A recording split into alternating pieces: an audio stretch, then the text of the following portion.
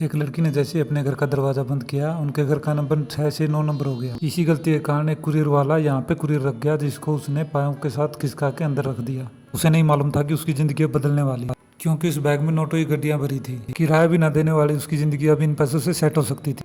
तभी दरवाजे पे खटखट हुई। मैं घबराकर दरवाजा खोलने गई। दो आदमी पार्सल के बारे में पूछने आए कि क्या आपने दरवाजे पे कोई पार्सल देखा। उसने नहीं देखा। लड़की ने झूठ बोल दिया। उसका दिल जोर जोर से धड़क रहा था। सौभाग्य से वो ये सब पूछकर चले गए।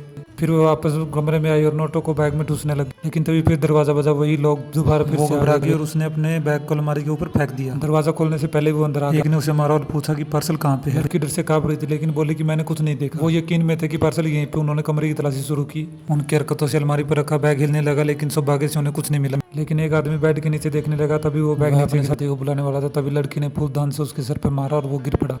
जैसे दूसरा आदमी उसकी तरफ दौड़ा, लेकिन लड़की उसका मुकाबला नहीं कर सकी। लड़की ने उसका गला दबाने की कोशिश। लड़की ने चाकू मारकर उसकी भी हत्या कर दी। बिस्तर पर बैठकर वह कांप रही थी, सोच रही थी कि गरीबी तो थी, अब 2 हत्या भी कर दी है। तभी उसे गलती का एहसास हुआ। वह सरेंडर करने के लिए पुलिस स्टेशन में गई, लेकिन वहाँ कर्मचारी ने उसकी बात को ध्यान से ही नहीं सुना। वो घंटों तक वहाँ पे इंतजार करती रही, लेकिन किसी ने उसकी बात को नहीं माना। तभी उसने सोचा कि मैं इतनी जवान हूँ, अगर मैं जेल गई तो मेरी जिंदगी बर्बाद हो जाएगी। फिर उसने घर जाकर उसके सिर से चाकू निकाला और एक बंदे को अलमारी में बंद करके उसके ऊपर तकिया और कंबल लगा दिए, और एक को फ्रिज में बंद करके उसके ऊपर कपड़ा लगा दिया, और अपने कुछ पैसे अपनी माँ को पहुँचा दिए।